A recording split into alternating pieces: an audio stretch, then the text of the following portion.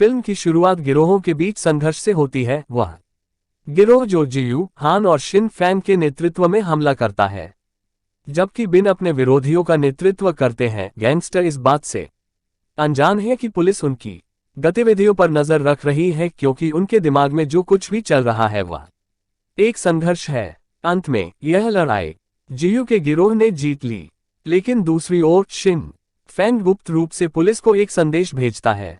जांच के बाद पता चला कि वह पुलिस द्वारा भेजा गया जासूस है। परिणामस्वरूप गैंगस्टर चिंतित हो गए। जियू और हान तुरंत कार की ओर भागे और उन दोनों को जू चेन नाम की पुलिस ने लगभग पकड़ ही लिया। अजीब बात है, शिन फैंग ने उनकी मदद की, भले ही वह एक पुलिसकर्मी था। जू चेन अपने कार्यों से भ्रमित लग रहा था। उसी समय हमारा परिचय जियू के बॉस मुख शांग से हुआ। उसने अभी अभी किसी ऐसे व्यक्ति को यातना देना समाप्त किया था जिसने उसके पैसे चुराए थे। चलो उसे क्वान कहते हैं।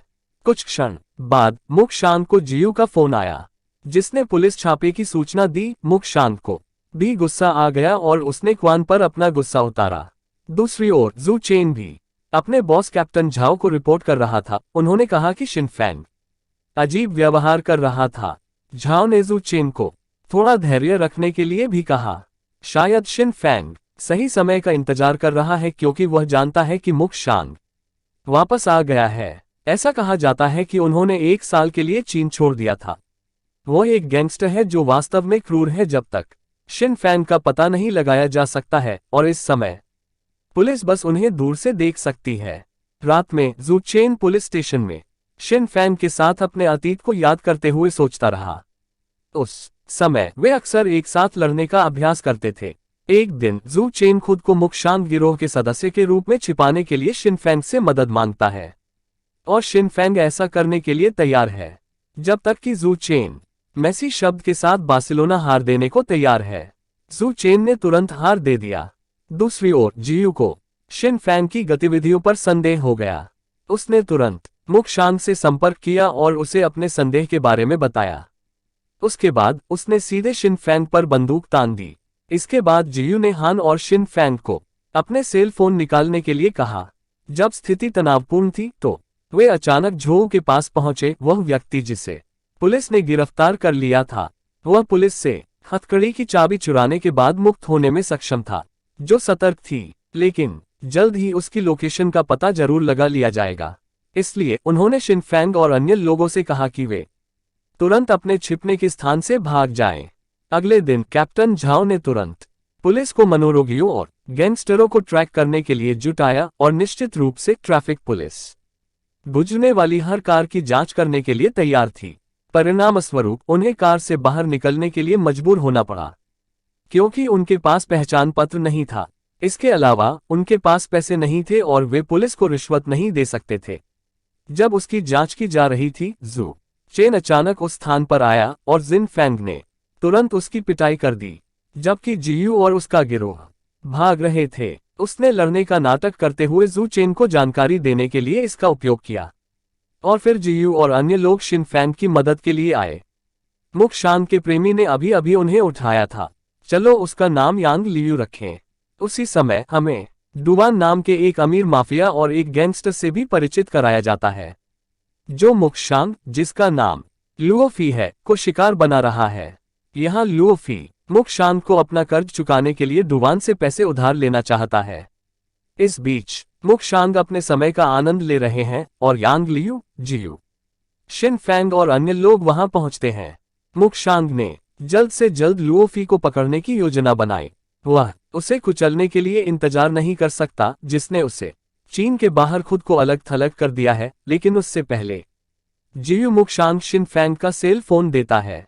इसके बाद मुख शांग उस जासूस के बारे में अपने संदेह के बारे में जियू से रिपोर्ट सुनता है, लेकिन मुख शांग शिन फैंग पर विश्वास करना चुनता है। इतना ही नहीं, बल्कि शिन फैंग को लुओफी को पकड़ने के लिए एक नेता के रूप में भी नियुक्त किया गया था, जबकि शिन फैंग और लियू ने दुश्मन गिरोह पर हमला करने की योजना तैयार की थी। हुआन को वास्तव में मुख शांग ने पीने के लिए कहा था, लेकिन अप्रत्याशित रूप से उसे इमारत के ऊपर से फेंक दिया गया। हुआन को बोझ माना जाता था, उसकी वजह से पुलिस उनका पता लगाने में सक्षम थी। रात में शिन फैंग और जियू ने तुरंत एक मंद रोशनी वाली दुकान में बैठकर लुओफी गिरोह पर हमला कर दिया। लेकिन क्योंकि लुओफी वहां नहीं था, शिन फैंग तेजी से क्रूर हो गया था। मंद रोशनी वाली दुकान से निकलने के बाद शिन फैंग और जियू ने लुओफी के निकटतम लोगों पर भी हमला किया। इन लोगों से शिन फैंग को लुओफी के स्थान के बारे में जानकारी मिली। जगह छोड़ने से पहले शिन फैंग ने लुओफी के आदमियों के सेल फोन से जू चेन को कॉल करके निर्देश दिए और यह पता चला कि शिन फैंग ने लुओफी का पता दिया था ताकि पुलिस आगे बढ़ सके। शिन फैंग द्वारा प्रदान की गई जानकारी के लिए धन्यवाद। जू चेन ने तुरंत कई सदस्यों को मुक्शान के आगमन की प्रतीक्षा करने के लिए भेजा। इस बीच शिन फैंग और अन्य लोग तुरंत उस स्थान पर क्रूर हो जाते हैं। अंत में लुओफी को शिन फैंग और जियू ने पकड़ लिया। इसके बाद शिन फैंग ने मुक्शान से संपर्क किया, जो यांग लियू के साथ एक वयस्क दृश्य करने की तैयारी कर रहे थे, और आश्चर्यजनक रूप से उसने शिन फैंग से लुओफी को जाने देने के लिए कहा। जब शिन फैंग और जियू ने यह सुना तो भ्रमित हो गए, लेकिन एक आदेश अभी भी एक आदेश है। परिणामस्वरूप पुलिस मुक्शान को गिरफ्तार करने में विफल रही क्योंकि उसने लुओफी को रिहा करने का फैसला किया। उन्हें यह भी संदेह था कि मुक्शान को पुलिस की योजना के बारे में पहले से ही पता था। जू चेन ने कैप्टन झाओ से शिन फैंग को उसके कार्य से वापस लेने के लिए भी कहा। उसे चिंता थी कि उसका दोस्त जो छद्मवेशी था बेनकाब हो जाएगा, लेकिन कैप्टन झाओ ने उसे अनुमति नहीं दी क्योंकि शिन फैंग ने कड़ी मेहनत की थी। अगर अब उसे वापस ले लिया गया तो उसकी सारी मेहनत बेकार हो जाएगी। इसके बाद कैप्टन झाओ ने जू चेन को लुओफी पर ध्यान केंद्रित करने के लिए कहा क्योंकि वह मुक्शान को गिरफ्तार करने का प्रलोभन हो सकता था। अगले दिन मुक्शान ने फिर से किसी को यातना दी और अब उसने झांग को यातना दी, जिसे वह डुवान और लुओफी के साथ अच्छी तरह से जानता था। जांच करें, डुवान ने मुक्शांग और उसके गिरोह को नष्ट करने के लिए कुछ योजना बनाई थी। इसके बाद मुक्शांग ने जियू को फोन किया और लुओफी को फिर से गिरफ्तार करने के लिए कहा। वह मुक्शांग के अस्थिर निर्णय से आश्चर्यचकित थे। शिन फैंग और हान ने भी इसे महसूस किया, लेकिन उनके पास कोई विकल्प नहीं था। किसी को प्रताड़ित करने के बाद मुक्शांग ने तुरंत यांग लियू को आश्चर्यचकित कर दिया। वह इस महिला से शादी करने का इरादा रखता है, भले ही वह अभी भी पुलिस से भगोड़ा है। यांग लियू भी मुक्शांग के फैसले से खुश हैं। उसी समय शिन फैंग और जियू मिनी मार्ट के सामने रुके और फिर शिन फैंग कार से बाहर निकले और कहा कि वह एक पे खरीदना चाहते हैं। भले ही उन्होंने जानकारी साझा करने के लिए जू चेन के साथ अपॉइंटमेंट लिया था। जू चेन ने लुओफेई के स्थान के बारे में जानकारी दी, जबकि जिन फैंग ने उन्हें मुक्शांग के बारे में बताया। उसके बाद शिन फैंग जियू से दोबारा मिलने के लिए मिनीमार्ट से निकल गया, लेकिन उन दोनों ने अचानक लुओफी के मिंग नाम के अधीनस्थ को देखा। बिना ज्यादा सोचे समझे वे तुरंत उसके पीछे चल दिए। मिंग को पकड़ने के बाद जियू ने लुओफी के स्थान के बारे में पूछा और यह पता चला कि उत्तर जू चेन की जानकारी के समान था। दूसरे शब्दों में मिंग सच कह रहा था। इसके बाद जियू ने मुक्शांग से संपर्क किया और कहा कि वह तुरंत लुओफी को पकड़ लेगा, लेकिन बार बार मुक्शांग ने उसे जाने देने के लिए कहा। जियू, जो तंग आ चुका था, ने अंततः लुओफी को पकड़कर रखने का फैसला किया। दूसरी ओर यह पता चला कि मिंग ने जियू को यह जानकारी देने के लिए जू चेन के साथ सहयोग किया था, जबकि मुक्शांग ने लुओफी को फोन किया और कहा सही समय आने पर वह उसे पकड़ लेगा। घबराहट के कारण लुओफी ने बाहर निकलने का रास्ता खोजने के लिए अपने दिमाग पर जोर डाला। फिर जल्द ही उसने देखा कि यांग लियू होटल के नीचे था। उसने उसका अपहरण करने का फैसला किया। संयोग से शिन फैंग और जियू ने इस घटना को देखा।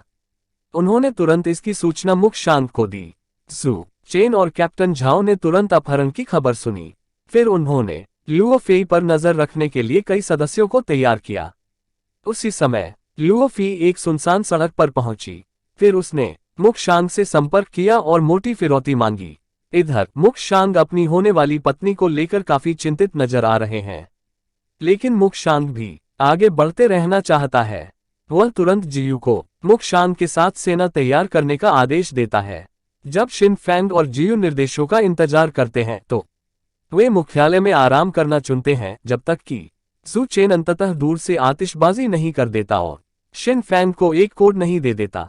शिन फैंग जू चेन के सुराग के रूप में गोंद के साथ एक निशान भी छोड़ता है। उसके बाद जियू का गिरोह लुओफी के स्थान के लिए रवाना हो गया। जब सभी लोग चले गए, जू चेन और उसके लोगों ने तुरंत उनके अड्डे की तलाशी ली और अंत में जू चेन को शिन फैंग से एक सुराग मिला। फिर उसने गोंद से ढके कार्टन को खोला तो उसमें 2 कार्ड दिखे। कैप्टन झाओ के अनुसार वे कार्ड एक जगह दिखाने के लिए एक कोड है जिसका नाम है जिन क्वान, जो कोई और नहीं बल्कि मुक्शांग और लुओफी का मिलन स्थल है। लुओफेई और उसके साथी दूसरे क्षेत्र में मुक्शांग के आगमन की प्रतीक्षा कर रहे हैं। लेकिन यह पता चला कि मुक्शांग ने अपने अधीनस्थों को 2 समूहों में विभाजित कर दिया था। हान पहले समूह का नेतृत्व करता है और वे लुओफी से मिलने के लिए निकलेंगे, जबकि शिन फैंग और जियू ने दूसरी टीम का नेतृत्व किया। उन्हें डुवान को पकड़ने का काम सौंपा गया। उसी समय हान और उसके लोग लुओफी के स्थान पर पहुंचे थे। यहाँ लुओफी ने मुक्शांग के ठिकाने के बारे में पूछा और वह क्यों नहीं आया, लेकिन हान उसे बताना नहीं चाहता था। दूसरी ओर कैप्टन झाओ ने जू चेन को मुक्शांग को तुरंत पकड़ने का निर्देश दिया था। उन्हें इस बात का एहसास नहीं हुआ कि मुक्शांग दूसरी जगह पर है। ऐसा इसलिए हुआ क्योंकि मुक्शांग ने शिन फैंग के भेस को नष्ट कर दिया था और बिना ज्यादा देर किए मुक्शांग ने तुरंत शिन फैंग को पीटा और गोली मार दी जब तक वह पुलिस सड़क पर नहीं गिरी। शूटिंग के बाद शिन फैंग, मुक्शांग और जियू तुरंत डुवान गए, जो अन्य माफियाओं के साथ पैसा साझा कर रहा था। जब उन्होंने एक मनोरोगी की तरह मुक्शांग की हंसी सुनी तो वे भी चौंक गए। फिर मुक्शांग ने अपनी पसंदीदा बंदूक निकालकर माफियाओं को डराया। फिर उसने माफियाओं को अपने खाते के पासवर्ड बताने के लिए मजबूर किया ताकि वह पैसे पर नियंत्रण रख सके। दूसरी ओर पुलिस को लुओफी को गिरफ्तार करने का आदेश दिया गया क्योंकि मुक्शांग नहीं आया, जबकि लुओफी अब और इंतजार नहीं कर सकता था। इसके अलावा मुक्शांग ने अपना सेल फोन बंद कर दिया, जिस पर यांग लियू ने हंसी उड़ाई, जिससे लुओफी क्रोधित हो गई और उसे थप्पड़ मार दिया। वे लड़ाई को टाल नहीं सके। हान ने तुरंत लुओफी पर हमला कर दिया क्योंकि उसने यांग लियू को थप्पड़ मारने की हिम्मत की थी। इसके बाद दृश्य शिन फैंग की ओर मुड़ गया, जो अभी भी जीवित है। एक मोटर चालित पेडिकैब चालक ने उसकी सहायता की। वह ड्राइवर उसे अस्पताल ले जाने वाला था, लेकिन शिन फैंग ने जू चेन से संपर्क किया और मुक्शांग का वास्तविक स्थान बताया। शिन फैंग का स्पष्टीकरण सुनने के बाद पुलिस तुरंत चली गई। कुछ मुक्शांग के स्थान पर जा रहे थे, जबकि अन्य को लुओफी और उसके लोगों को गिरफ्तार करने का काम सौंपा गया था, जो अभी भी लड़ रहे थे। उसी समय मुक्शांग ने अभी भी माफियाओं को बंधक बना रखा था। उसने डुवान से 50 मिलियन युआन का पैसा भी लिया, लेकिन क्योंकि डुवान के पास धन नहीं था, मुक्शांग उसे खत्म करने वाला था। लेकिन अचानक बिना ज्यादा हलचल के मुक्शांग ने तुरंत अपने सभी लोगों को शिन फैंग को खत्म करने के लिए जुटाया। और भले ही वह गंभीर रूप से घायल हो गया था, शिन फैंग अभी भी हमेशा की तरह दे सकता था। जब मुक्शांग के लोगों ने शिन फैंग पर गिरोह बनाया तो पुलिस आ गई। पुलिस के आगमन से मुक्शांग सतर्क हो गया। जू चेन द्वारा उसे पकड़ने से पहले शिन फैंग ने तुरंत उसे कई बार पीटा, लेकिन दुर्भाग्य से मुक्शांग ने अपने शरीर में एक बम लगाया था। उसका इरादा था कि अगर शिन फैंग और जू चेन ने करीब आने की हिम्मत की तो विस्फोट कर दिया जाएगा। सौभाग्य से पुलिस एक बहुत ही घातक स्नाइपर लेकर आई थी और अंततः माफियाओं और उनके सभी सहयोगियों को पुलिस द्वारा सुरक्षित किया जा सका। यह सब शिन फैंग की वर्षों की कड़ी मेहनत के कारण है। जू चेन अपने दोस्त को देखकर आश्चर्यचकित रह गया। गोली लगने के बाद वह क्यों नहीं मरा? प्रश्नवाचक चिन्ह। और यह पता चला कि बार्सिलोना नेकलेस, जो जू चेन का एक उपहार था, ने शिन फैंग की जान बचाई। ये दोनों दोस्त एक दूसरे से हाथ मिलाते हैं। फिल्म के अंत में कैप्टन झाओ ने शिन फैंग और जू चेन सहित अपने सभी सदस्यों को धन्यवाद दिया, जो अपराधी को पकड़ने में सफल रहे। और फिर फिल्म एक सुखद अंत के साथ समाप्त होती है।